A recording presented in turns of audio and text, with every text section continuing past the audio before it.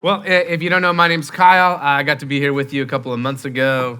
I am, along with others, planning a church in Ojai. Some of you have asked about it in just the last couple of minutes since I've seen you again. And man, it is going well. Since I was here last time with you, really what I've been doing is meeting with tons of churches and just asking would they be in and supporting and partnering with us. And it's just been a picture of God's goodness and His grace, and so I'm excited. And so many of you that I met last time I was here have been praying, and thank you. Well, it was about 5 years ago. I was in Florida, and we got to go to Florida for about a month with my family, and we lived in Utah at the time, Salt Lake City, Utah, and there was this couple that lived in Florida, and all their grandkids lived in Salt Lake City. And they said, hey, we live on the water in Florida. We want to see our grandkids. Would you swap houses with us for a month? And we said, that's a great idea. And so they swapped houses with us. We got to live right on the ocean for about a month. And every day we were in the water.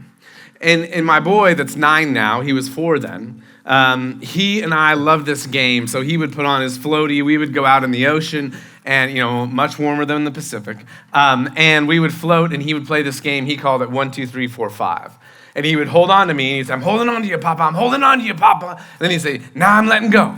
And then he'd go 1, 2, 3, 4, 5. He started off to see if he could let go of his dad and count to 5. And then he went to 10, and then he went to 50, and then he went to 100, and then he started making up numbers. And it was just fun. It was just a way that he and I were connecting. My wife would oftentimes, she would be on the shore, and she would be with our little guy who was 6 months old. And right as we were kind of winding down our time there, we're going and we're trying to soak it all in because Salt Lake City has some beautiful things, but it does not have the ocean, right? So we're trying to soak it all in, take it in. And he's like, Papa, let's go play 1, 2, 3, 4, 5. I said, okay, let's do it. So he puts on his gear, we get in the water, and we're out there. And in order to do it, you got to get out beyond the break so I can swim and he can float. And he lets go of me, and he's like, 1, 2, 3, 4, 5, and he's counting. And all of a sudden, something grabs my foot, and it hurts like crazy. And I was like, what is going on? And I feel it, and it's just like this pinching, and it feels like this biting, and it's right on my left foot, and then it starts to pool. That's not cool, man, okay? I don't care how much time you spend in the water. I don't care how much, if you're afraid or not afraid of the ocean. When you're in the water and it grabs you and it hurts, and then it starts to go the other way, it's like, no, right? No. And I got my 4-year-old boy right there, and my wife is up on the beach, and I'm going, how do I navigate this? I don't want to freak him out. I don't want to freak her out, but I got to do something. Like, there is a problem that has to be addressed. So I'm like, buddy, come here. Okay, let me hold on to you. Let's try to get in a little bit. And anytime I would try to go towards the shore, it would just pull the other way and hurt like crazy. And so I moved a little bit in as much as I could, and I'm trying not to let him see that I'm hurt, but at some point I know I cannot do this without letting my wife know. So I'm like, Joy, that's her name. Joy. And I have to scream loud, right? Because the waves are breaking. She looks up. I need your help. She's like, what are you talking about? I got a 6-month-old baby right here. Like, something has my foot. And all of a sudden, my 4-year-old boy goes, what? And she goes, what? She puts down the baby. All of a sudden, she looks like she was, on Baywatch. She's just like jumping in the water. She's swimming out there as fast as she can. My boy's like, is it gonna get me? Is it gonna get me? I'm like, it's not gonna get you. So she comes out. I'm like, just get him. I don't know what this is. So she gets him, and she takes him in, and I'm moving as fast as I can without it just killing my foot.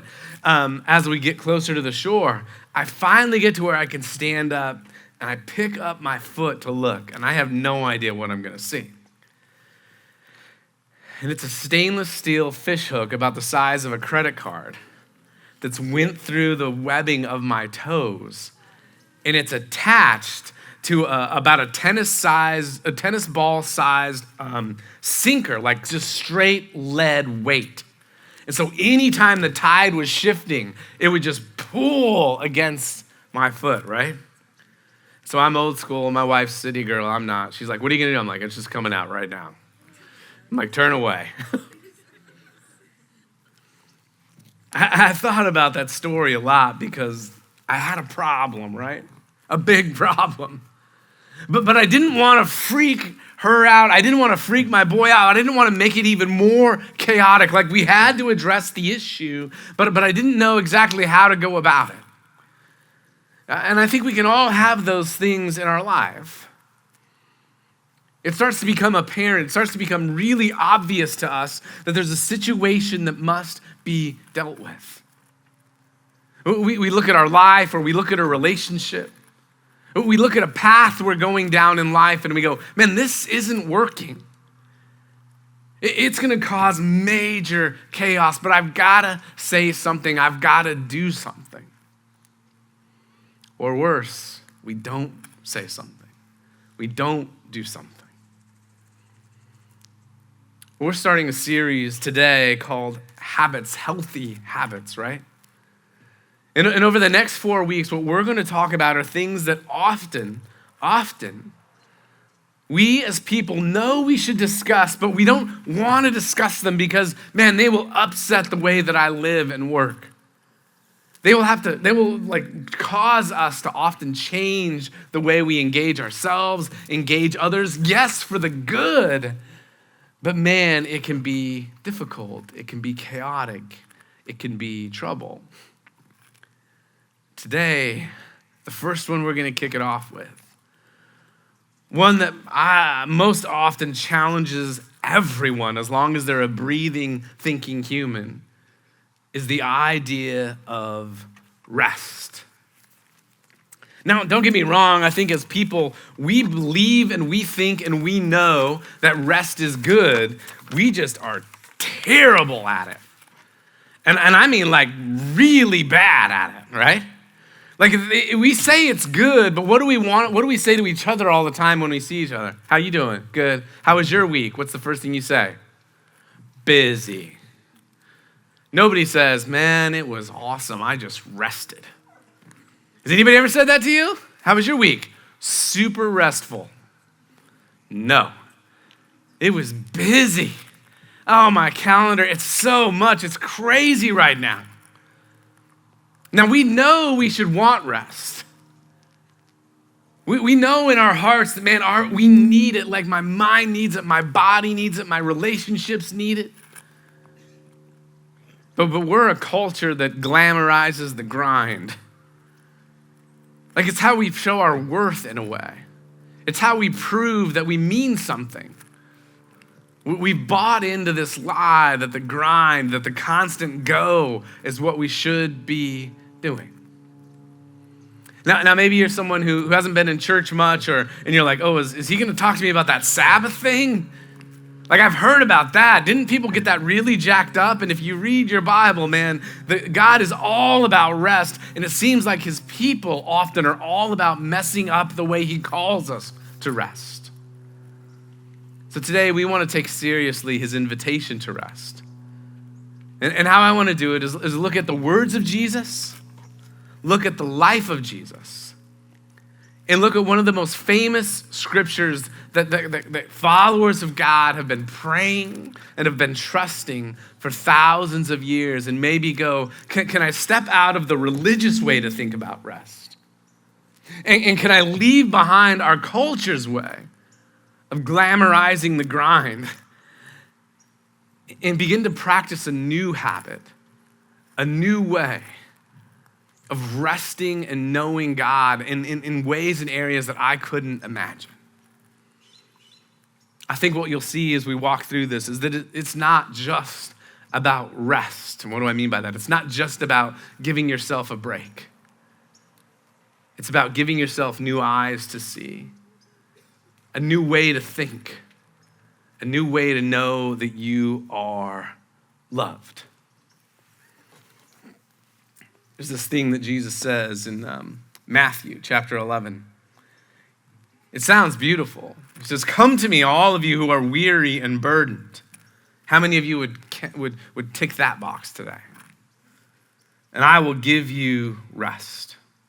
Take up my yoke and learn from me, because I am lowly and humble in heart, and you will find rest for your souls. For my yoke is easy and my burden is light. See, those aren't my words. Those are Jesus's words. And he's saying, if you come to me, if you follow me, if you know me, one of the main things you will be identified by is rest, is peace. Jesus said he was coming to bring a new kingdom, like a new way of life. And one of the markers of that way of life was rest and peace. See, Jesus isn't about glamorizing the grind. He is absolutely not about just being busy for the sake of being busy. He says, if you come to me, if you really know me, you will know rest. Do you feel that way today? And I know not everybody here follows Jesus, but for those who say they do, do you feel at peace? Do you feel like you've been resting in him? It's okay if you say no. Because our culture fights this more than just about anything. Like I said earlier, we'll talk about the idea of loving rest, but we have these machines we carry around that are about the biggest enemy of rest you could ever imagine, right? Even when you think you're resting, even when you're sitting down, even when you're kicking back on the couch or wherever you read what you read, we're not going to talk about that, right? You just jump in there and you start to go and your mind is not resting. Jerry Seinfeld has a great bit. He's like, we're so obsessed with what we're going to do next as people. He goes, we'll talk about, we'll get tickets to something. And we'll talk about, hey, when are we going to leave? When are we going to go to the show? When are we going to go to the show? 20 after 7, 20 after 7, great. We go to the show. And then we talk about, hey, when do you think we should get out of here? What time do we need to get out of here now, right? He's like, we're always talking about that. I have a sister, she is amazing, but she plans these elaborate vacations for her family. And it'll be on her mind for the year, I can't wait for this vacation, we're gonna do this, we're gonna do this, we're gonna do this. And lines out this amazing itinerary, and then as soon as she gets there, it's man, I just can't wait to be home. Just can't wait to be home. I know none of you are like that, right? We're obsessed with what is next. In a way, we become addicted to it. Do you know the little, when you're on your phone, whether it's Instagram, whether it's your news feed, whether it's Twitter, and you get to the end of the list and you pull it down and that little thing spins because it's going to refresh? Do you know that your brain loves that dopamine hit? Do you know that scientists study that? We want to know what's next. But Jesus is saying, man, actually, the way that your soul was designed is to know rest, is to know peace. One of the reasons that we step into rest as followers of Jesus is because rest is the great truth teller. See, if we stay busy all the time, we don't have to deal with the idea that maybe when we hear those words of Jesus, we don't resonate with them. But if we sit back for a moment and reflect, all of a sudden we go, man, what he says there, I'm not experiencing. What he says there, I haven't really tasted that. See, rest is the great truth teller that begins to show us that we've been looking for salvation, or we've been looking for value in being busy all the time. Last year, I don't think I told you this the last time I was up, but last year in August, I had a severe head injury. And for the first time in my life, I had a health issue that wasn't like a cold, I've been blessed. I've been lucky. Many of you've dealt with health things your whole life. But for whatever reason, I was able to make it to 43 without having anything like that. And then I have this head injury. And there's nothing I could do but rest. There's nothing I could do but sit there and begin to go, oh man, what are the ways that I've been finding value outside of God? What are the ways that I've been looking for hope outside of him? See, I'm addicted to wanting to prove to you that I'm valuable. I don't remember not feeling that way ever. Like I remember as a little kid thinking, man, I'll do this for my dad. I'll make sure the dog's fed. I'll make sure the snow is shoveled away. I'll make sure it's all handled so he'll be like, man, that's my boy, right? I'm not saying I never messed up, but I always would think that way. I got a paper route when I was 10. I started working at a furniture store when I was 13. Like I always felt like I needed to prove that I was worth it.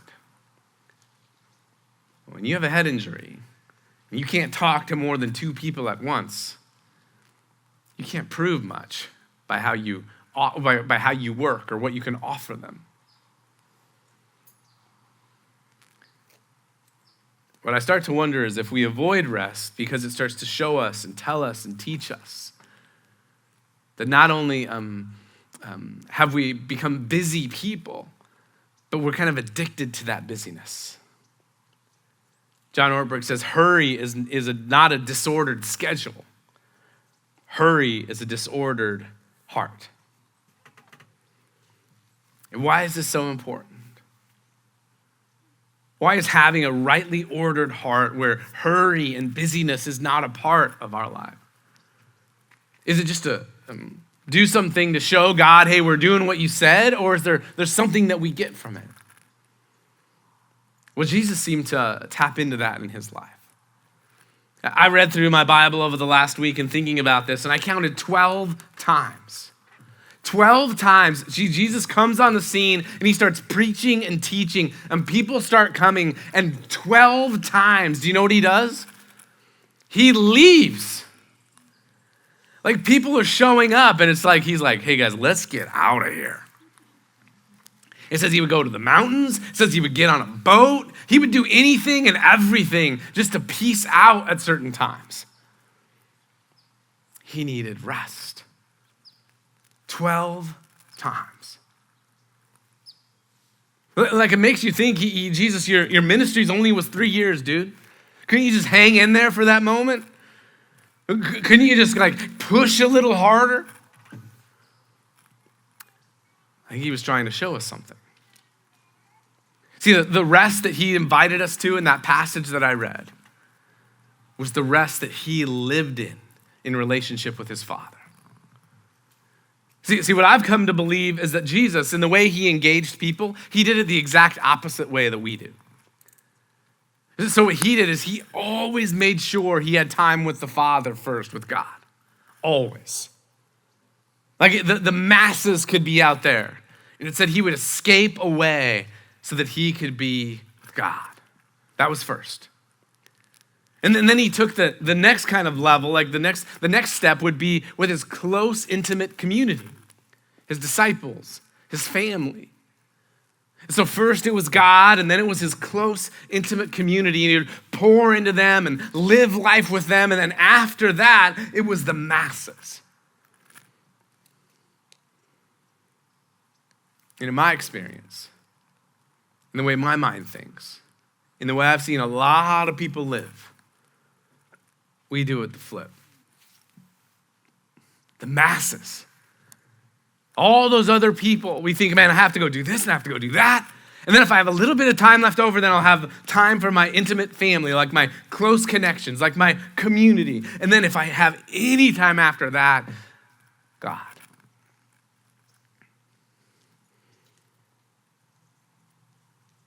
And we don't understand that Jesus is showing us a way, not out of some religious duty, but so that we can actually know what real love is. See, when you rest, when you're not performing, and someone loves you and wants to spend time with you, and you're not doing anything for them. You're not showing up and showing them how valuable you are, man, that's when you know that they love you. That head injury for months. What I could offer my wife as far as in helping her take care of our home and our kids, it was small. Every day, she just kept loving me. That's a small picture of our God. And when Jesus comes and lives and shows us is that when we rest, we can absolutely know what the real love of God is. He's not asking us to be his army. He's not asking us to perform and prove to him why he should love us. He's saying, rest and know that you are absolutely loved. There's this passage that I told you that followers of God have been praying and speaking for thousands and thousands of years that speak about God and who he is at his very core. We even sang part of it in the first song this morning.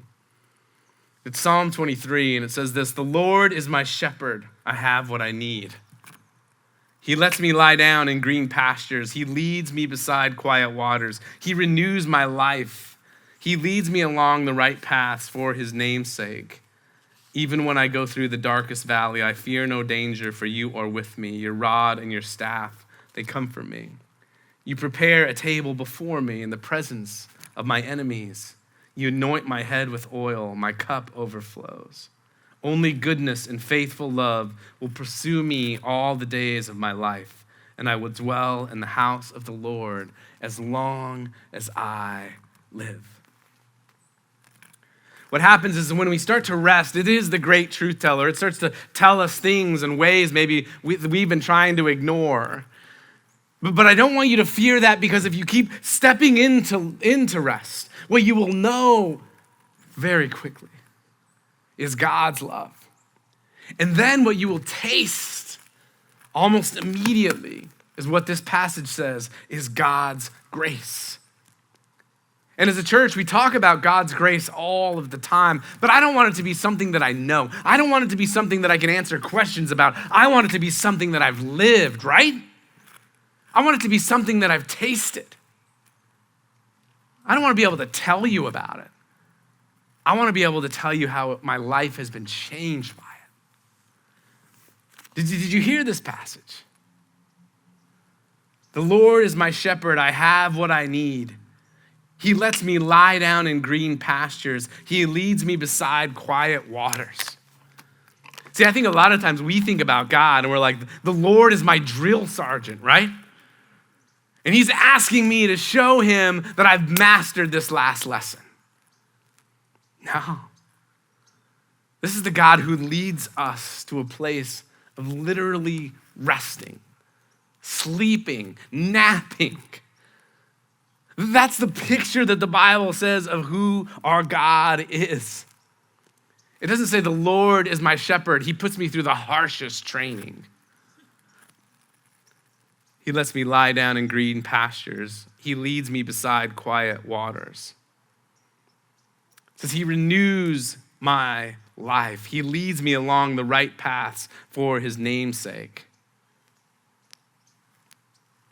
This is a God who just wants to be with us, who doesn't want us to think that those other things out there that we constantly think we have to go after are what matters most, because what matters most is our connection and our life with him. It says, you prepare a table before me in the presence of my enemies. You anoint my head with oil. My cup overflows. The picture is that the enemy is right out there. But God isn't freaking out. God isn't saying, go fight them. God isn't saying, what are we going to do? He's saying, let me prepare you a meal. When we rest, we start to realize just how big our God is and how small those other things are that are coming against us. He's not threatened by those things that are daunting to us. This passage says he prepares a table, a feast for us. And then he anoints our head with oil. It says the oil overflows. I'm bald, so that sounds great. I know some of you got a lot of hair, so you're like, that's weird. But no, that meant the presence of God was on you, that he was sealing you, that he was marking you, that he was saying, you are mine. And he didn't do it with a little bit of oil. He's like, we're just gonna, I don't want you to question for a second that you are mine. He renews my life. He restores my soul, other translations say. This is who our God is. And when we live into busyness, hurriedness, when that temptation to glamorize the grind in our culture, we give into it, we miss all of this. Today, we don't have to hang our heads because Jesus' promise to give our souls rest, it's not like we missed out on it, we can't get it back. No, we can walk away from that life of believing in the grind, from like focusing on the hurry. And we can know a God who leads us beside quiet waters, who lets us lie down in green pastures. We even right now, because that's often our thing, like, Kyle, do you know what I'm up against right now? God does.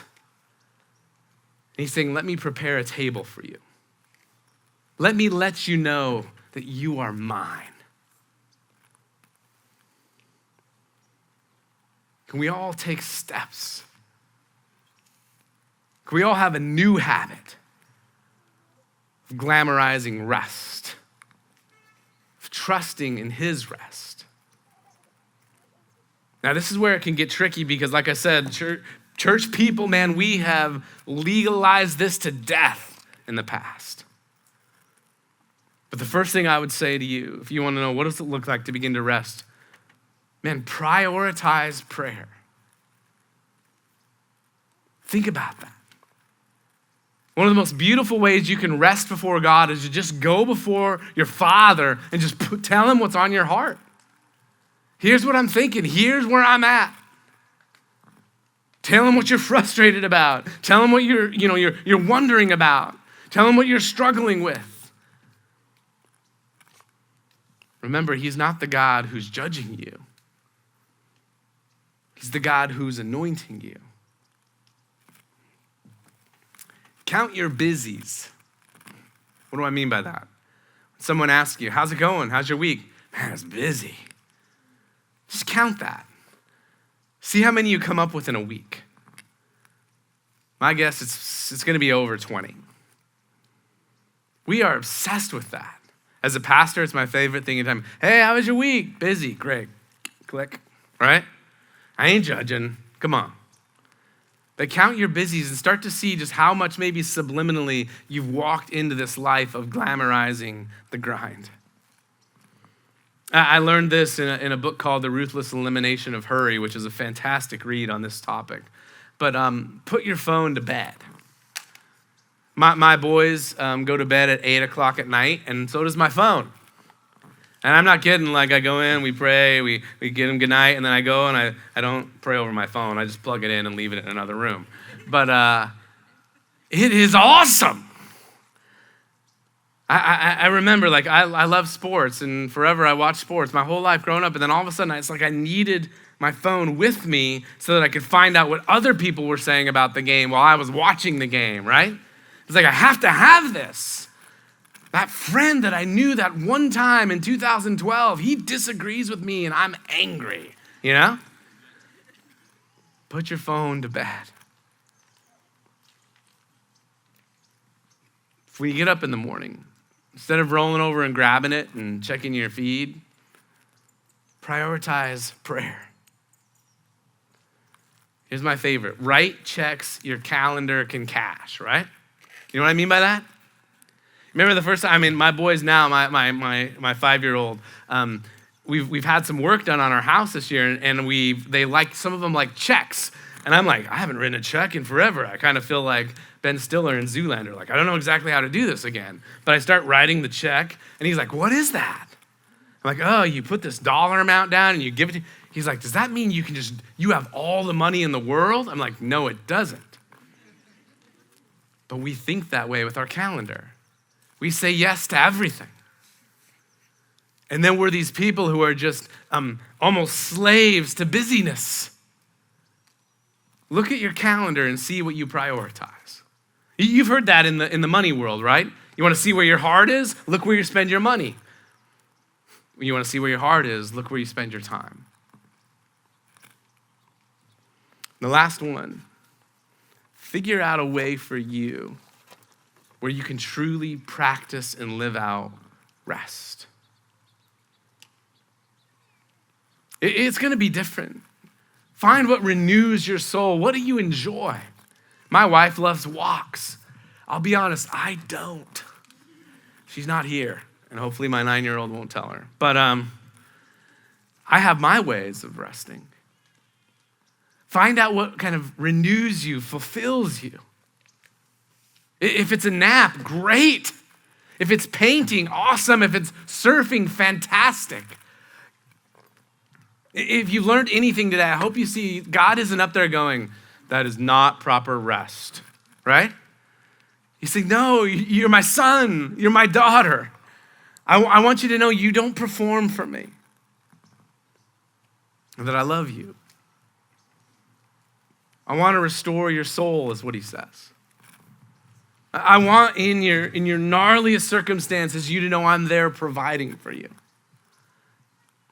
And I never want you to forget that you are mine.